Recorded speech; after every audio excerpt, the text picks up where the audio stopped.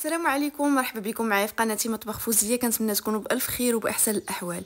وهنا جبت ليك سر البطبوط اللي كيتباع في الزنقه، كيجي منفوخ ورطب اكثر من رائع. سجلي هاد الوصفه عندك حيت غادي تحتاجيه في العيد، كيجي زوين بزاف مع المشاوي. وقبل ما ندوزو للمقادير وطريقه التحضير، ما تنساوش تشتركوا في القناه وتفعلوا جرس التنبيهات باش يوصلكم كل جديد ان شاء الله. نبداو بسم الله. عندي هنايا الدقيق الفورس، الدقيق الرطب كيلو لاروب.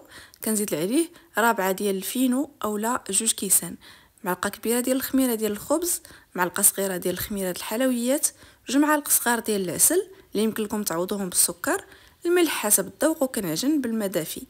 العجينه حاولوا طلعوها خفيفه شويه لان هذا البطبوط هذا من اسرار النجاح ديالو خاصو يجي خفيف. هنايا كنبقى غير كندهن يدي بالماء وكندلكو، خاصو ضروري تدلك مزيان هكا واحد 5 حتى 10 دقائق. المهم حسب بالكم العجينه بياضت بهذا الشكل هذا، ما بقاتش محببه. بعد ما كندلكها كنضيف لها 4 كاس ديال الزيت النباتيه، وقياس هكا واحد المعلقه كبيره ديال الخل. هاد 2 مكونات هادو ملي كنضيفوهم وكندلكوهم في العجينه كيعطيوها واحد القوام رائع، كيخليوها تجي مفشفشه.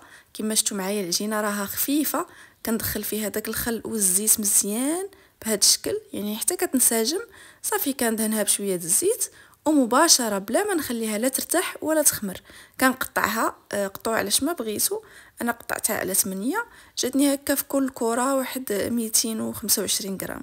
كنلوي البطبوطات ديالي بهذا الشكل، يعني غير بشويه ديال الزيت في يدي، ما كنديرش الزيت بزاف، غير بشويه حتى كنلويها. عاد كندير لها الفينو، كنغطيهم هكا يرتاحوا غير واحد 10 دقائق باش هكا كيتسرحوا بكل سهوله. وكنسرحهم هكا بعد ما كنرش الفينو في سطح العمل لان العجينه كتكون خفيفه بهذا السمك هذا. كما شفتوا معايا يعني كيكون البطبوط ديالنا رقيق لان كيتنفخ من بعد. نعاود معاكم، شوفوا العجينه تبارك الله كيفاش دايره، يعني فيها ديك الفقاعات. هذا هو السر ديال النجاح ديال العجينه. صافي كنحطو بهذا الشكل وكنقادو وكنغطيه مزيان ونخليه حتى كيخمر. وبعد ما كيخمر كنسخن المقله ثقيله، انا هنايا درت فيها ورق الطبخ باش هكا كيسهل عليا نقلبو.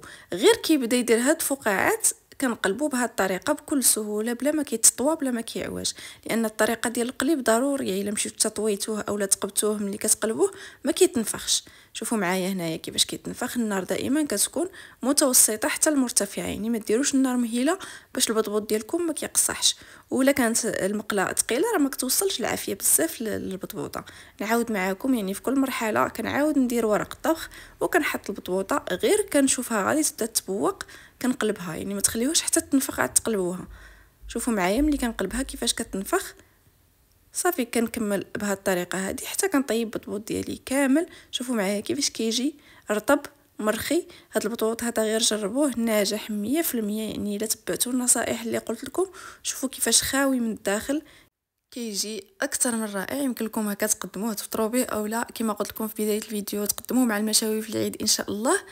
ما تنساوش تخليوا لي ارائكم في التعاليق، ونتلاقاو في فيديو اخر ان شاء الله. بسلام عليكم.